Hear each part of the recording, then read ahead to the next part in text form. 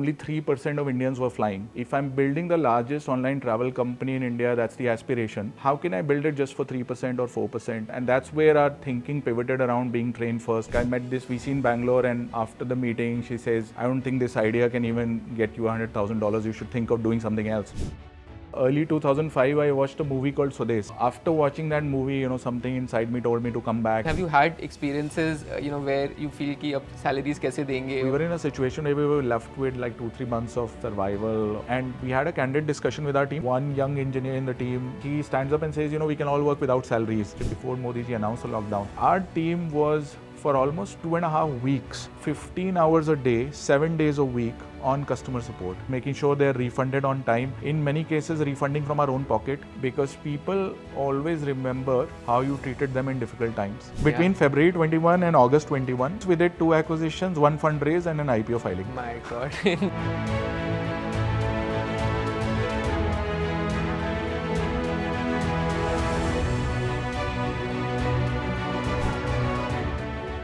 Welcome to the ACLR8 Founder Academy Podcast. Today's guest is someone whose journey I've been following for the last 13 years. Please welcome Aloke Bajpai, Managing Director and Group CEO, Ixigo. Thank you. Happy to be on the show. Welcome to the podcast. And, first of all, huge congratulations on such a successful IPO. I think $5 billion in demand, 98 times oversubscribed. How do you feel?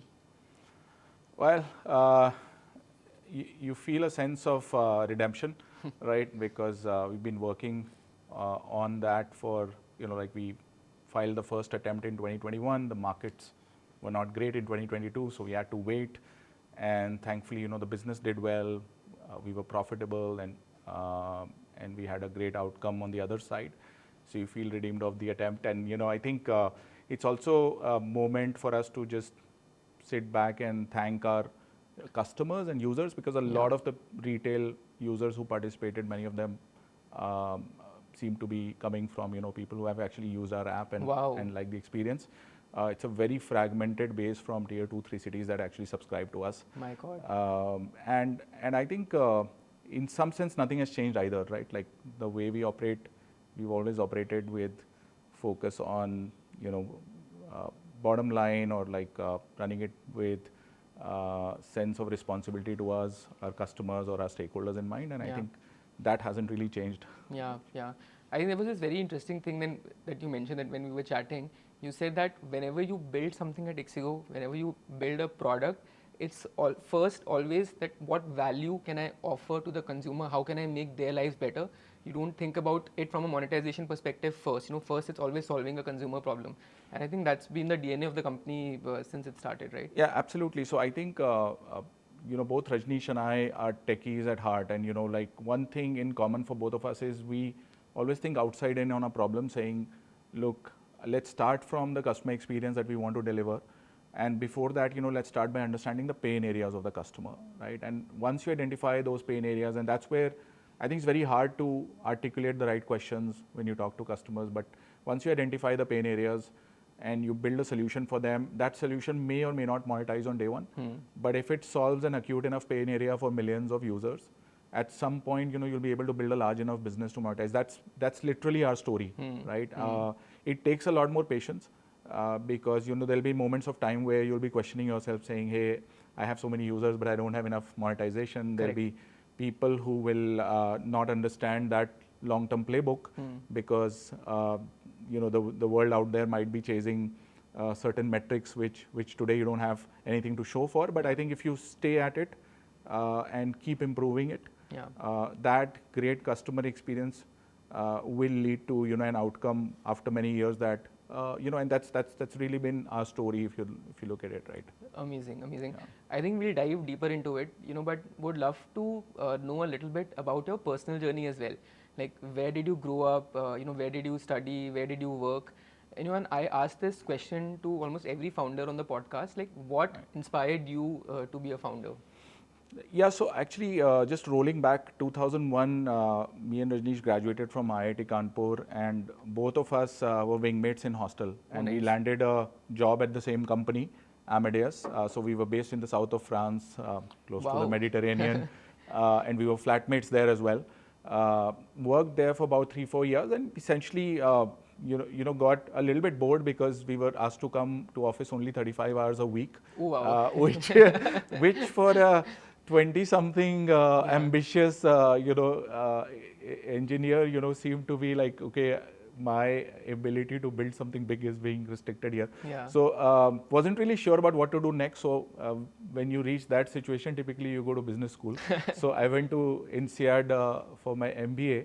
And while I was at INSEAD, early 2005, I watched a movie called Swades. Wow. Right, and My favorite movie as well. it's actually a movie that in a way changed my life, because it made me realize that look, the whole world was talking about India and China at that point, right? And I was sitting abroad and thinking of, at that time, not sure whether I should come back to India or stay abroad and build my career there. Yeah. And after watching that movie, something inside me told me to come back and try to do something of my own in India. Yeah. Right. So I actually took a plane within a week of seeing that to meet Rajnish in France and also convince him to move back, right? And eventually both of us in 2006 actually moved back to India and started building Ixigo. So it's been a confluence of being bored at work and just being inspired to come back and do something for the country. Yeah.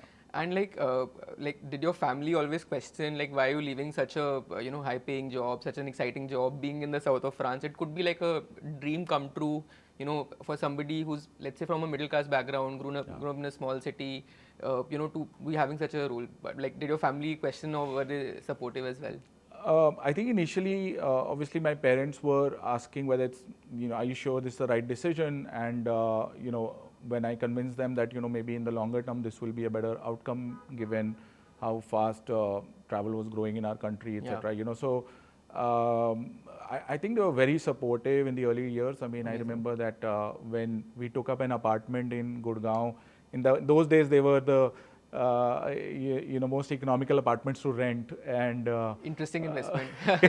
So we didn't buy, we rented, but that's where we started the company. In phase 5, we took an apartment and started working on the idea of Ixigo. I remember that my mom used to come, and they used to live in Lucknow, my parents, but my mom used to come almost every weekend. Wow. And make sure that the kids are well fed, right? Me and my co-founder are well fed, and she, my parents were very vested in the early years to help us get this business off the ground, and my dad also in the early years supported me financially. Wow. Because I didn't have much savings. I had a MBA loan to pay off. Rajnish also, by the way, similarly did not have much savings and had some liabilities. So I think we got a lot of support from both our families. That's what has brought us here. Yeah. Amazing. I think would love to now go to Ixigo's early journey, right? You mentioned 2006, 2007 is when you came back and you started the company, right? So and you had some experience in travel with your first role. So why did you decide to then start a travel company? Was travel a very exciting sector in India at that time? And also you did not launch an OTA, you launched a meta search platform. So what was the insight there? Sure. So when we came back, there were about 10 to 15 million internet users in India. Wow. But a few new airlines had come up. Air Deccan most recently had come up when we moved back, and the way air traffic was growing, the way internet was growing even in its early years was very exciting, and we could almost predict that 10 years out, this would be a very interesting market to be in, travel tech. Though at that time we didn't know what we would be doing there. So there were 4 OTAs who had already raised their Series A round at that moment of time. Oh, interesting. And so they were well capitalized. They were well capitalized, and we didn't want to at that point build the 5th OTA. We said, what's a business model at this point which can actually help customers find the best deals, and given there are multiple OTAs, multiple airlines, we said let's build a meta search that can find where the best deals are. And this was the desktop era of the internet, right? So there were no mobile phones at that time. So people would open multiple tabs on a browser and compare the same thing over and over again. So it was a massive problem. It was a massive problem. So and we were Indians, solving.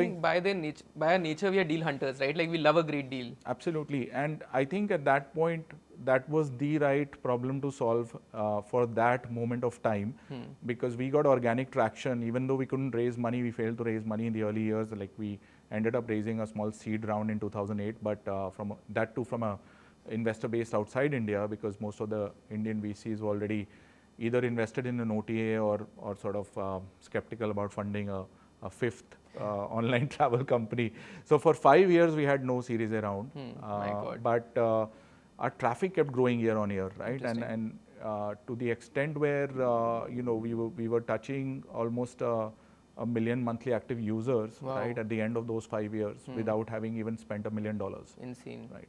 Interesting. So I think one thing that we were chatting when you mentioned that like one ability that a founder should have is the ability to predict the future, right? So I think while you solved a very important need for the Indian consumer at that time, helping them compare, helping them with savings, but also I think you knew that travel, with the kind of tailwinds that we have is going to be massive, in the country. Like you predicted, a travel tech, is going to be huge, right? So I think that was interesting, and you also alluded to the fact that there were challenges in terms of raising money, right? Yeah. So just take us through this, fundraising journey. And why I'm asking you this as well, because हमारी जो audience है, they are like first-time founders, right? And essentially they've pitched to investors, they've got rejections. So and you've had that a lot in your journey as Yep. well. So how was that initial experience? How did you kind of deal go through it? Yeah.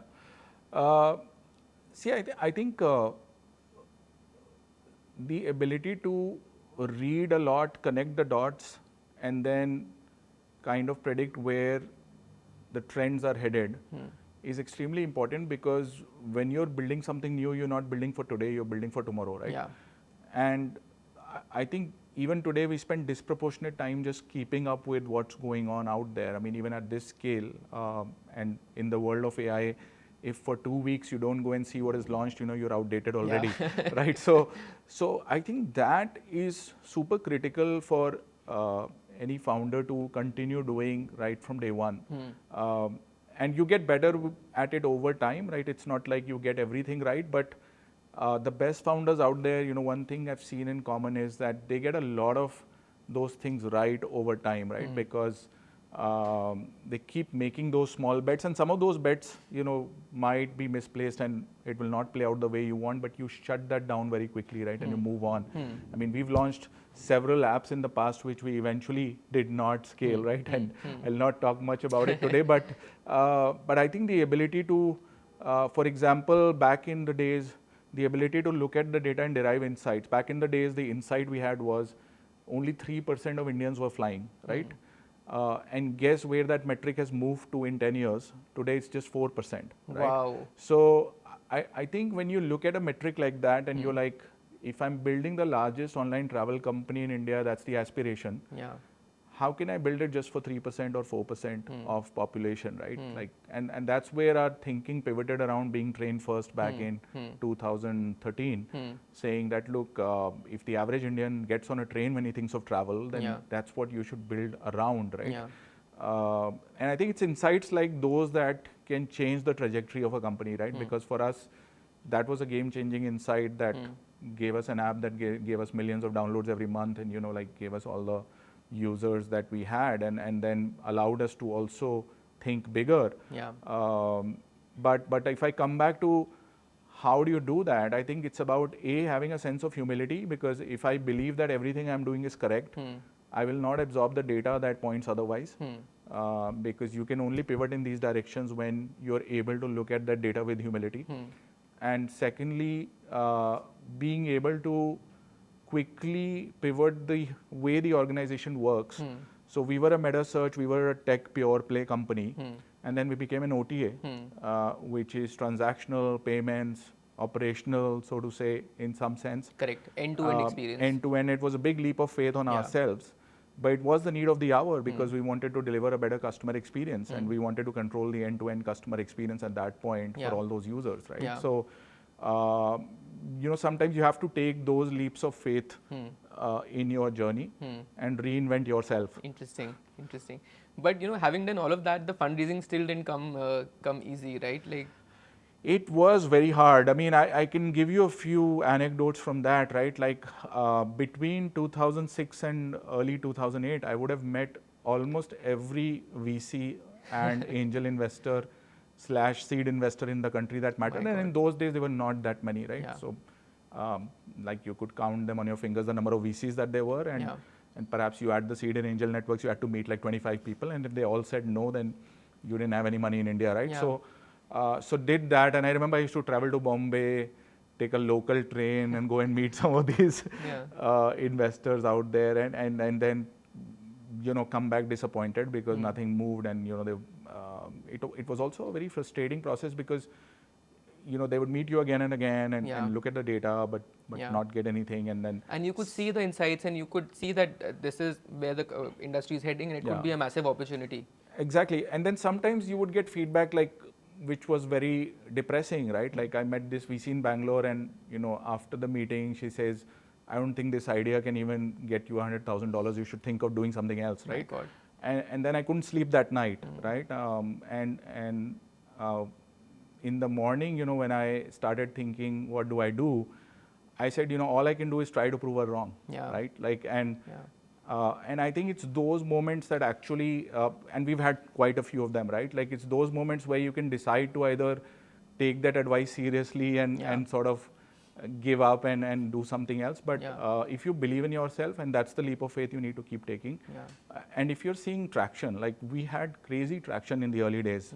We were great at SEO and just optimizing on Google, and also doing word of mouth and content marketing. I mean, in those days, early days of social media, we were already leveraging it. Early days of Facebook, we were leveraging it for social content marketing, etc. So I think having that belief that we are onto something, our users like what we are doing, why should we give up, right? I mean, that's very important, because then it becomes a self-fulfilling prophecy, right, in that sense. No, I think very inspiring. And, I think you mentioned something as well that, like in your journey, there'll be a lot of times where you feel like you can give up. Like it's easier to give up than to persist, but like if you believe in yourself, if you believe in your idea, and I mean like if you keep working on building the best quality product, servicing your consumers, you can build a large business. And I think that's what is more important than thousands of rejections that you may get, because eventually you just need one person to believe, right? So I think it's a lot about filtering out the noise. And I was also super bad at this in the early years, because you have distractions. You have a competitor who raises a lot of money. You have someone who's throwing money at your employees to poach them away, and you have 20 things going on out there, right? And to the outside world, you sometimes start feeling like a failure because you haven't raised a lot of money. You are not, you're not in the limelight, etc. And founders get carried away by this stuff. Right? It's very important that you do not get carried away by this stuff, and you just focus on what matters. And there's only one thing that matters in consumer businesses, which is, are you delivering the best customer experience to your users, right? Full stop, right? Because no matter how much money you have, no matter how big a team you have, no matter how well paid your folks are or not, if you do that, you're going to win. And if you don't do that, you're going to lose, right? So that's the only thing that should matter for any founder, day in and day out, if you're building for consumer. That is something that, we've always reminded our folks, and, I think we've always just tried to set that example ourselves. And I'll give you a small thing, like every day, one thing that I make sure that I do consistently is read every 1-star review on Play Store for all my apps. How many reviews do you have? We have millions of reviews around now. Insane. But every 1-star review, you can be sure that either me or Rajnish would have read it at some point. And many of them, we would have tagged someone in our team saying, please look into this. It should not happen. And that 1% everyday improvement is what gets you there, right? It's boring. It's something you have to keep doing all the time, but it's important, right? And therefore you keep doing it, and boring is good, right? So that's boring gets you to an IPO. So interesting. I think we'll move to 2011 to 2013, right? And essentially, there's this classic playbook of building a travel tech company, which is go after the highest paying users, which is, let's say, hotels and flights, right? This is where the revenues are, the margins are. Yeah. But you said you looked at the data and you realized that only 3% of Indians are taking flights, right? That means that the bulk of the country is still traveling on trains and buses, and that's when I think the interesting pivot towards trains also happens. So just talk us, through that. No, so I think a lot of Indian companies got started with just copying the Western template and applying it to India, right? In the early stage of the internet, and it worked, right? Because there was nothing here. So you pick any vertical, and we just did what the Western world or what China had done, and it just seemed to work here. And I think for the OTA business, that meant you start with flights, then you get into hotels once you have critical mass of users, and then you monetize on hotels and you build a large business, right? That was the established template globally. But because of this insight, and back then it was 3%, now it's 4%, but if a significantly low percentage of population flies, then it just doesn't make any sense to build it with flight at the core, right? And that insight, again, there are other sub-insights around it, because when you look at even the train users, it's not like, I mean, they had a place to book their tickets, but they didn't have one app which solved all their pain points at one place, right? And we just went there and identified multiple pain points that every train traveler faced. And Rajnish, I traveled a lot by trains in our early years, like back when we were in IIT, and like even today, sometimes I travel to Kanpur by train. But essentially, the insights were very simple, that people don't know whether their train is running on time, they don't know whether their waitlisted PNR will confirm, they don't know where their seat is going to be on the train, where do they need to stand at the station. And they also don't know, what amenities exist on that train or not. So these things we started solving through crowdsourced information, through location of our own users, our own users feeding if the platform number changes, right? And that's how we built a large network of these train users. And that over time became the moat, right? Because then the more users you have, the more network effects you get. And but it started just with this small insight, right? And I think in every domain we entered, the moment you start thinking outside in, right? Or you can call it first principles, where you say, okay, don't look at the status quo, don't look at how others are doing it today, but how should it be done ideally, right? And then it might look impossible, but try to solve for that, right? Because that's the only way you can build real traction out there. And like, again, very simple insight, right? कि अगर हम like जैसे existing platforms पे जाते हैं, आप captcha refresh करते हो, आपको देखना पड़ता है कि train waitlisted है नहीं, आपकी ticket confirm हुई नहीं हुई. Very simple insight, right? And if you can kind of combine it into like one single offering, one product which gives you all of this, like a great customer experience. So did you see that customer love, as soon as you launched? I think the first thing we launched was this very simple use case where we would pick up a PNR that came to you on SMS when you booked on IRCTC, and then we would see if it was waitlisted, start tracking it for you and start telling you how it was moving. Tracking wala pain point hat gaya. Yeah, and then once we had enough data, we started predicting whether it would confirm or not, right? Because that was a data science problem. People in those days would go to blogs and post कि मेरा Punjab mail पे 115 waiting list है, confirm होगा कि नहीं, and then some soothsayer who traveled on that train every day would come and say हाँ हो जाएगा, right? But this was a classical data science problem. So we solved that in 2014, and by 2015 we started seeing the upside of that in downloads, because we were growing largely by word of mouth. We didn't have, even though we had raised a Series A round, it was not a very large round, so we didn't have a lot of capital to play with. We were mostly relying on word of mouth marketing, app search optimization, and to some extent content marketing on social, right? Those were the three things we were relying on, and mostly product-led, word of mouth, right? Like we have instances of people where somebody sitting opposite them in the bogie, because in trains you do sit opposite each other, and then you ask, "Acha, aap kaun se app pe lage hue ho?"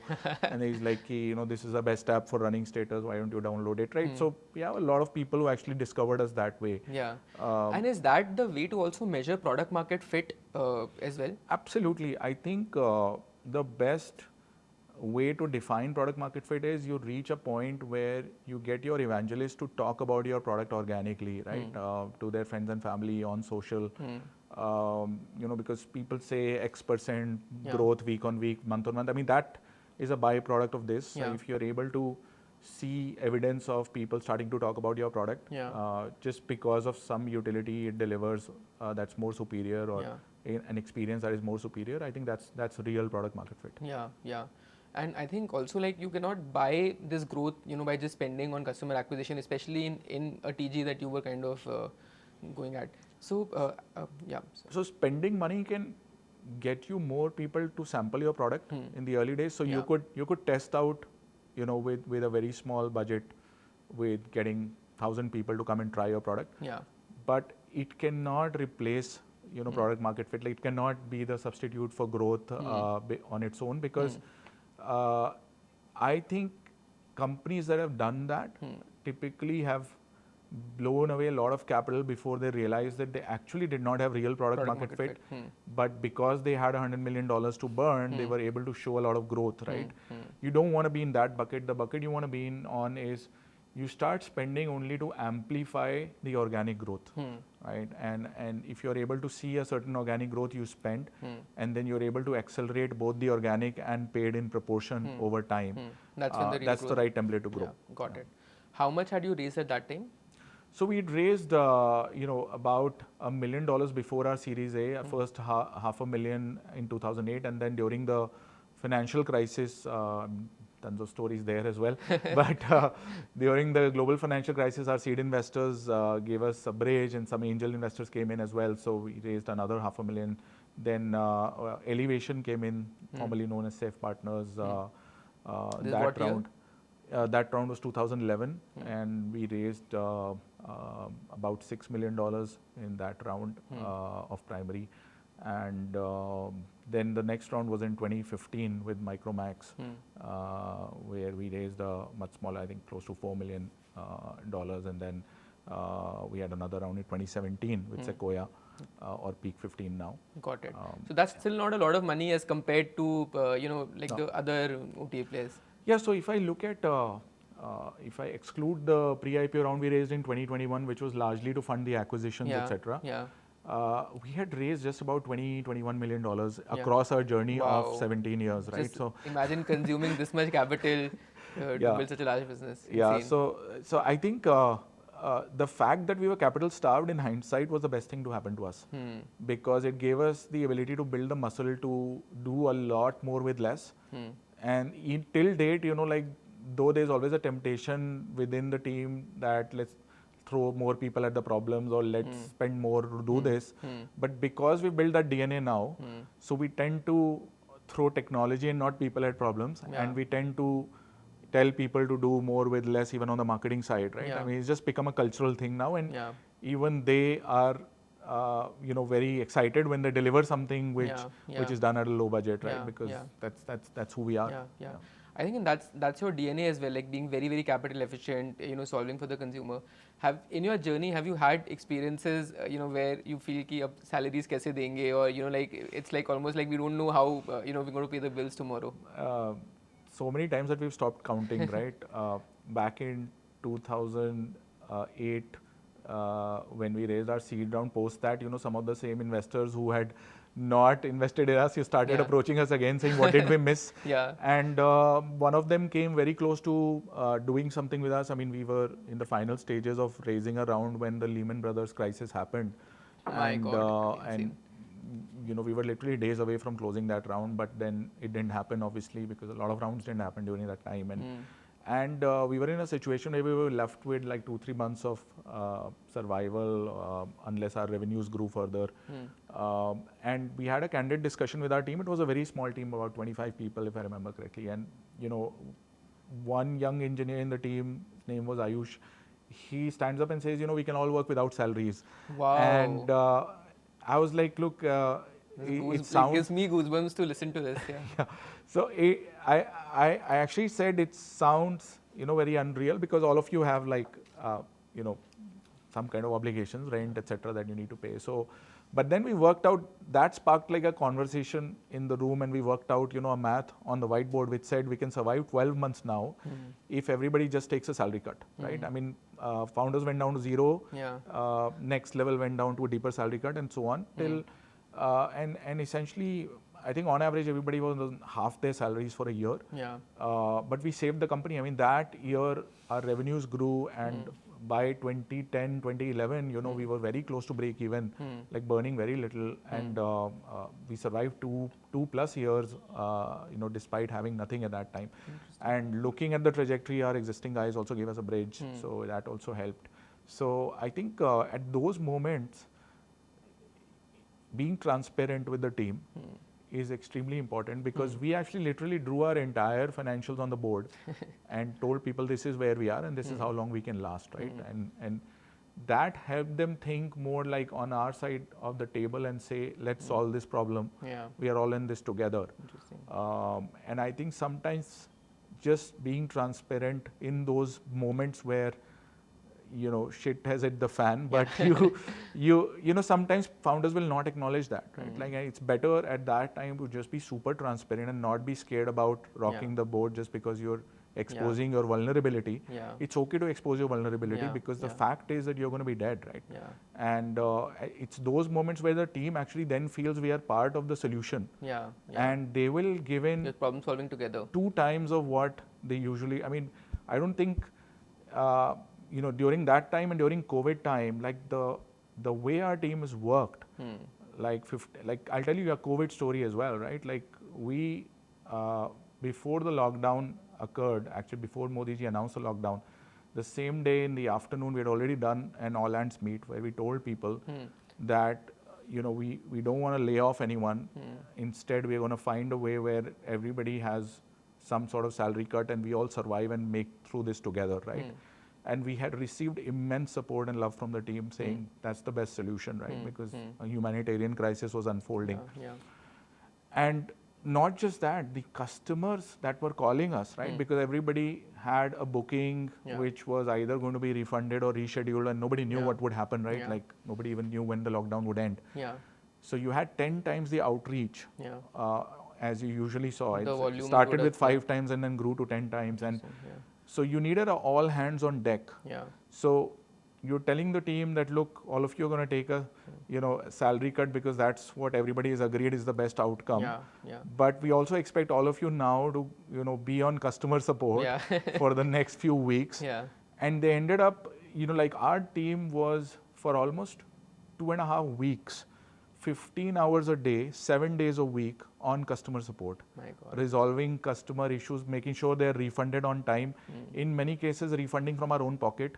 There was one particular weekend where our payment gateways ran out of money because we were collecting less than what we were refunding, right? My God. Yeah, and because people had stopped traveling in. People stopped traveling. And I think it's the first time in the history of the world that trains are also not traveling, which are core to your business. Absolutely, right. So even during the China war, our trains were running, but in COVID, they were stopped. So it was the first time in the history of e-commerce that, you have a situation where refunds are more than your collections, right? My because God. how would you... Gateway. So there was a choice we had on a Sunday morning on whether we turn off instant refunds, right? Because we used to run instant refunds saying if you hit the cancel button, we will trigger the refund. Now the bank will process it whatever times it takes, but we will refund it instantly. Basically, making people wait for one day or finding a way to fix that on a Sunday morning and making it happen on Sunday. We chose the latter path. And our Ixigems, our employees, pooled in money, 30 to 40 lakhs that day. Like we pooled in that money, put it into the company account, the PG account, we funded our customers, and then we, obviously the next day the banks opened and we could give the money back. But those are the kind of stories that we've seen during COVID, and I think it was just mind-blowing the level of support that we got from our team at that point, right? And I think it's just, it's part of why we are where we are. I remember it very distinctly that, like Ixigo, I think was the only OTA, which was offering instant refunds. I remember, like my dad had booked something and, he was expecting a refund. and he clicked on that. I think you had an instant refund thing, Right. and he got a WhatsApp message instantly. And he showed it to me. Like, it seems like this is a spam. He कैसे हो सकता है कि immediately कैसे आ गया? क्योंकि I think the belief was that airlines were not really refunding at that time, right? So and none of the other OTAs were, right? So he could not believe it कि instantly, like he got a message that the refund has been processed. So I think that was a very interesting feature that you had, and I think the way you got about it, like Actually, we thought of it like this, right? Like during a crisis, how you behave with your team and your customers ends up defining you. Yeah. Because people always remember how you treated them in difficult times. Yeah. They might forget how you treated them in good times, but they will always remember how you treated them in difficult times.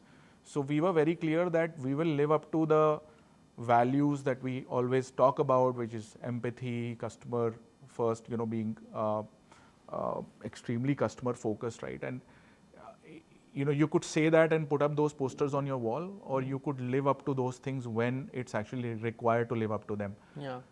And there was a clear-cut scenario that, look, if travel doesn't come back, we will go bust in a few months.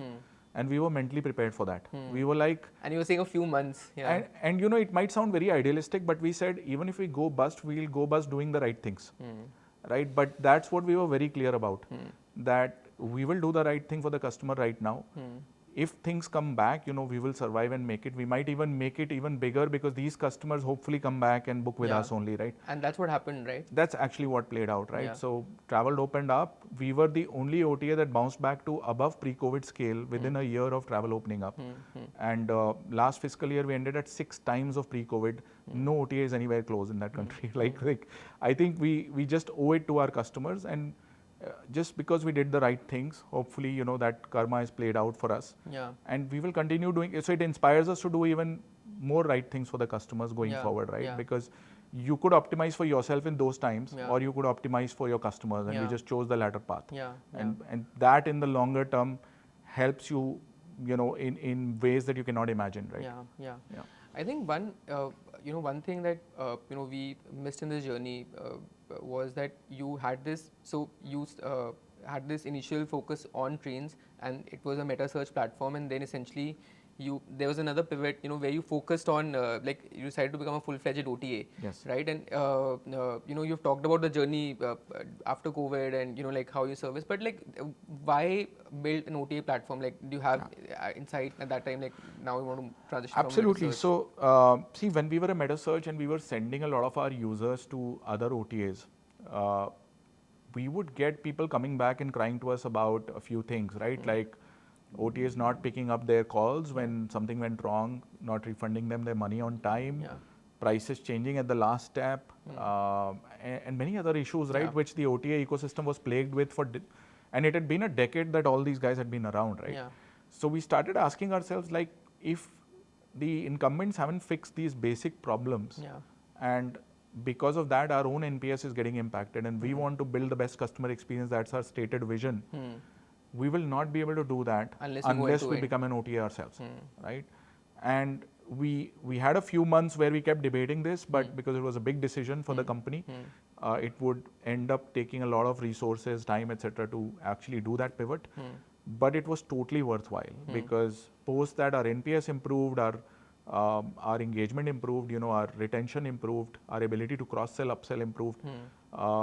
But it was a very difficult pivot in theory because you were going from being a lean 100-member team to actually saying, we can build a large commerce type business, right? One thing that really helped was our technology intensity. So, Rajnish has always been a visionary in that sense of planning very early for things that later on emerge as the dominant things, right? We were playing with AI back in 2014, 15, when nobody was talking about it, right? With our predictive models. And then on there was a travel agent of the future. We launched a AI chatbot back in 2017, right? Which today, if you look at last year's data, we were answering 89 to 90% of our customer support queries on chat end to end without human intervention, right? And I think those bets placed very early gave us the confidence that we can do this pivot without killing our operating leverage.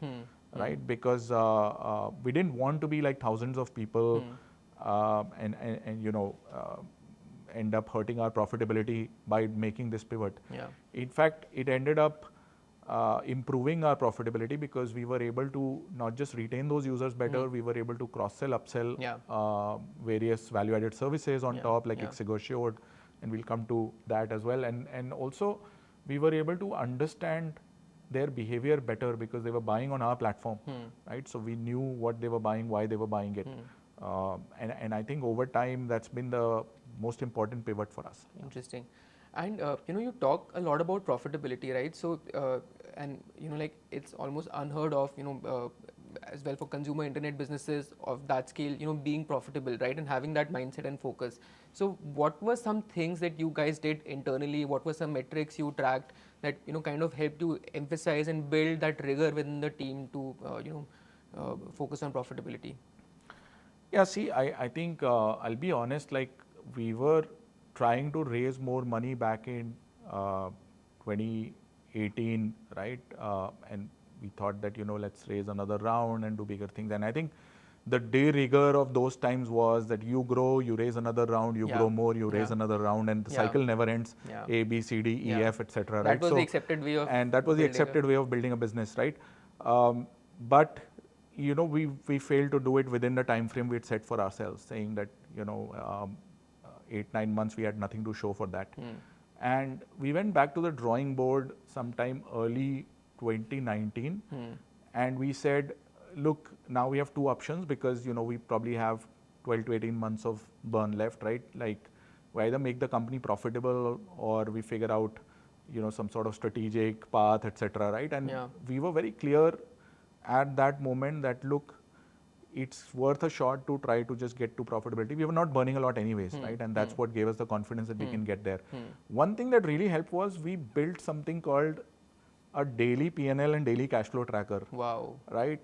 Which exists till date, right? Like that was the biggest hack for us to actually become profitable. And it's daily not something, cash flows. It's not something impossible to do. I mean, look, you look at the Kirana businesses, they all do that every day, right? Correct. They do their bookkeeping every day. Correct. They know how much money came in, how much went out. Correct. But I think surprisingly, most of the funded startups don't do that, right? Like they might look at it as a monthly MIS, correct, but it's too late to course correct, right? Because by the 15th day of the next month, you've discovered that you burned too much last month. You can't take any action on it. You can review it, but So the moment we did that and we gave our team the targets to turn profitable within the next few months, I mean, it took us 9 to 12 months from there to actually get there. But by early 2020, we had gotten into the black. We had stopped burning money, and just before COVID arrived. So it gave us like that's something we couldn't see coming at all. But thankfully, we had turned the business around during that time. Interesting. So you turned profitable, and then suddenly COVID happened. Like trains are not, like people are not traveling. There are no trains. There are insane refunds. Customer support requests, are at 5x of what it was. The entire team is on customer support. And at that time, I think those 2020, 2021, you also did some other interesting things, right? Like you acquired companies, you built Ixigo Assured, right? So it's still a very, very busy period for you guys.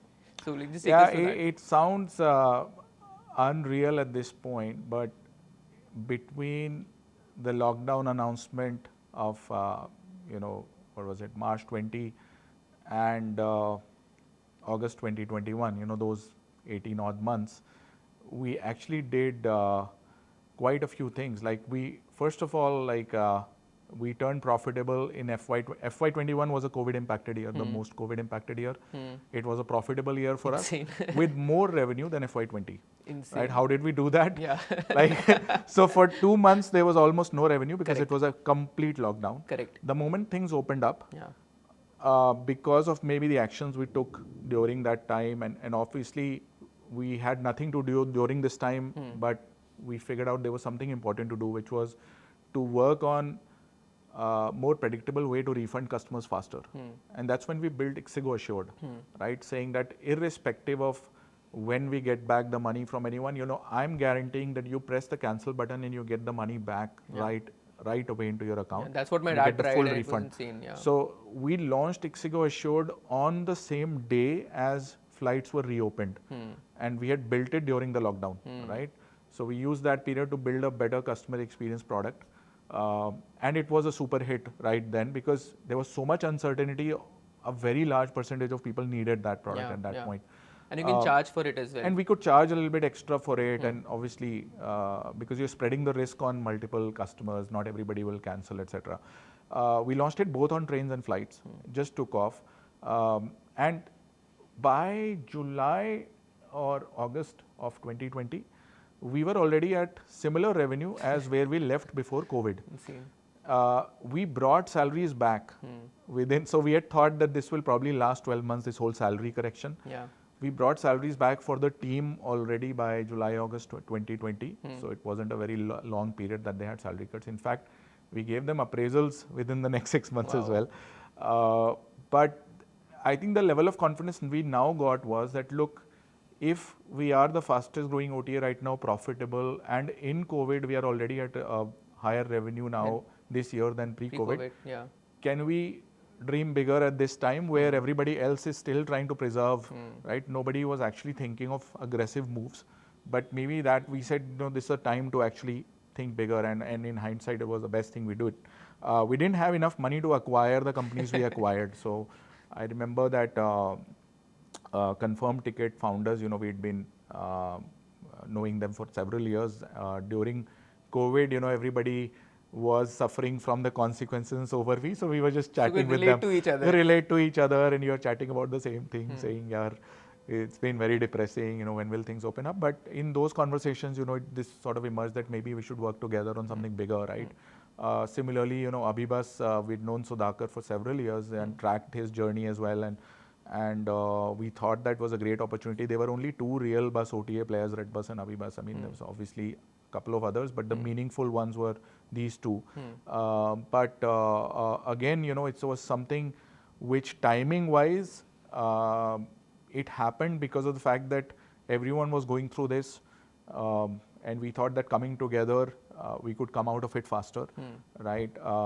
We didn't have the money to consummate these. So how did you go So we raised venture debt from Trifecta. Rahul Khanna, took a bet on us and gave us money in early 2021 to consummate the Confirmed Ticket acquisition. Remember, we're still in COVID, there's still uncertainty.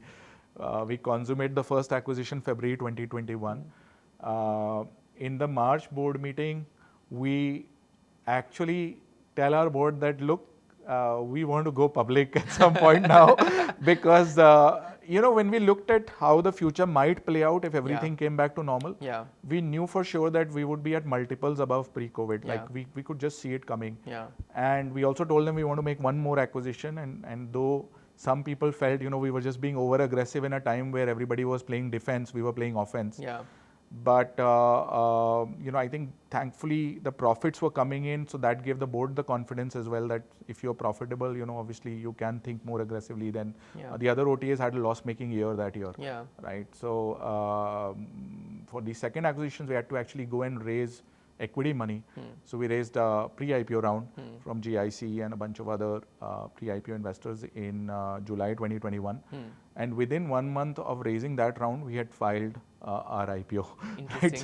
So between February 21, February 21 and August 21, how many months is that? Like 6 months. 6 months. Between 6 months, we did 2 acquisitions, 1 fundraise, and an IPO filing. My God, insane.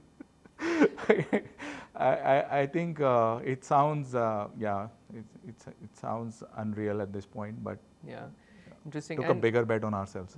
I think kudos to you. And now coming to the IPO journey, right? Like, I mean, such a successful IPO. I think $5 billion in terms of demand, 98 times oversubscribed, right? So I would love to get your insights on, especially for a founder, right? Like who built like a 300-400 crore company. Like, how is the whole process? How can they go about, listing their companies? What are the things they should be mindful of? See, I think public markets, they want to see 3 things in companies that come to them. They want to see a clear path to growing your profits over time, right? Because if you're not profitable, I would not advise you to approach the public markets. Maybe if you're 1 or 2 quarters away, you could, because they like predictability of earnings, right? They want to know how your earnings will grow over the next 2 years, 3 years, 5 years, right? That's the basic requirement. Number 2, they want the business to be at a certain scale, because if you're subscale, you will not get enough interest from or enough liquidity from the markets, and therefore, you may not see the kind of traction that larger stocks get, right? So, I think the right mark would be somewhere closer to a 500 crore revenue mark, where I think that gives you enough scale to approach the markets with confidence. In terms of the third thing, I think, which is most important, is the level of governance that you've built in your company, right? So, have you had Big Four auditors for several years? Do you have an independent board, right? So, we have now had an independent board for almost 3.5 years, right? Wow. And we've had a Big Four auditor since 2011. So, I think it's important to build that rigor of closing your quarter, by, the month end of the subsequent month, and being able to have predictability in your financials, your cash flows, your profits, and making sure that you have the processes in place that can work at scale from a downside protection perspective, because most startups, in the pursuit of growth, will compromise on some compliances / downside protection processes, etc. But as a public company, you cannot do that. So, I think you have to have a certain sanity on those things before you approach the markets. But if you have these 3 things, I think, the markets are open, and the reception we've got, several others have got, kind of proves that the Indian public markets are now opening up to the idea of tech companies coming to the markets. Yeah. Do you feel in your case you could have raised more during the IPO? Well, I think, we were profitable, our profits were growing, and we didn't really need a lot of money. And therefore, that's been your DNA, right? So we felt that, look, if we ever need to raise more a few years down, we can always look at raising more from the markets, right? And so we did what we needed at this point, which is sufficient for us for the moment. I think it also gave a nice exit to some of our, partial exit to some of our supporters who've been with the company for several years. So I think we are proud of that. And then it allowed new investors to come in and be a part of our journey. So amazing. I think, Aloke, one thing that has stood out in your journey has been your partnership with Rajnish. I think you guys went to college together. You've been together since 2001. You started the company together. So just take us through this relationship, and how can founders today find the perfect co-founders? What are some skill sets they should look at, and what is some criteria they should look at while thinking of starting a company together? See, I think the most important aspect of a co-founder is someone you can trust, and someone who can also give you, feedback the way it is, right? Because you will have a lot of people out there who want to work with you, etc. But they might want to tell you things that you want to hear. You don't want that in a co-founder. So you want someone who can give you candid feedback about yourself, and who can not just be a trusted friend and advisor at times, but also someone you can debate things out with, right? So I always tell people that, look for someone who is like-minded with you on the vision and how to do things, but may differ in aspects on, the finer details of what to put your priorities on at this time, because you need some healthy debate, right, on those things. So longer term vision you need to be aligned on. But the microscopic details, perhaps people see it differently, and that's a good thing, right? And I think with Rajnish, it's always been, a lot of complementarity in skill set. He's extremely focused on product tech and AI adoption, Yeah. which is something that he's passionate about. And he actually presented a conference paper on AI, in MIT back in 2004, Insane. right? So he's been very early to that game. And I've always been someone who's more involved on the business, marketing, finance side of things, and Yeah. So dealing perfect with combination of investors. left brain and right brain. Absolutely, and I think where we both align beautifully is whenever we are going through a crisis, right? Like, and it's been And there's been multiple. invariably Yeah. at the time of crisis when I pick up the phone, and I'll give you an example. Like it was the thick of COVID. It was a time when we wouldn't even know that the lockdowns will open, right? Yeah. And there was one particular day where we were so depressed that we were on a call where we were saying, hey, will we actually need to pivot away this business and do something else? Like we had those conversations, right? Yeah. And we said, you know what, let's sleep over it and talk in the morning, right? And we speak in the morning and we are both aligned कि नहीं यार जो कर रहे हैं वही करते हैं. This is what it is. We enjoy doing this, and let's do more of it. Double down on the things we are doing today, right? Let's not even for a second think of anything outside. And I think we've been super aligned in days of crisis. Yeah. That's what matters the most, because during the days of crisis you have to come together more than anyone else. Yeah, interesting. I think you also mentioned how important AI has been, in terms of Ixigo's product development, in terms of how early adopters of AI have you been, right? I think there was this article which said that AI will now power the growth of almost 63 million MSMEs in the country, right? So, like, what are some areas, like you mentioned about the chatbot, but like apart from that, like, what are some areas that you are kind of using AI on aggressively? We are using AI now in a lot of areas, and I'll tell you the most obvious ones. But customer experience and customer support, we were very early on the chatbot side on AI. But even on voice, right? We've recently started experimenting with AI instead of humans. Interesting. In our last earnings calls, we talk about it, where we said that hundreds of hours of conversations are already happening using AI chatbots on voice, right? And I think it's very early days of that, but it's very promising how the technology is evolving in terms of latency, in terms of ability to be more human-like in that conversation without someone being able to guess that they're talking to AI. But early days of that. On many of our product features, right, including how we price some of our value-added services. So when you're buying Ixigo Assured or Assured Flex or some of the other value-added services like Abhi Assured, etc., I mean, the pricing is quite dynamic and AI governed, depending on multitude of parameters, including your own customer behavior on the platform, right? If you think about PNR prediction or predicting whether the train will reach on time or not, I think there's a lot of AI going behind the scenes there. More of ML there, in fact, as a subset. And the most exciting, I think, is in how we are using all the data now to actually identify trends and then use that insight to build new products and features. So we use a lot of that data science and data crunching behind the scenes to come up with new A/B tests or new features, ideas, right? So that's also where AI is going to play a big role. Amazing. I think thank you so much for this. Aloke, thank you for your time, on this podcast. I can't let you go, without like your feedback on ACLR8. What do you think, of the concept? Where do you think we can add more value to the lives of young founders? I think ACLR8 is a very interesting platform.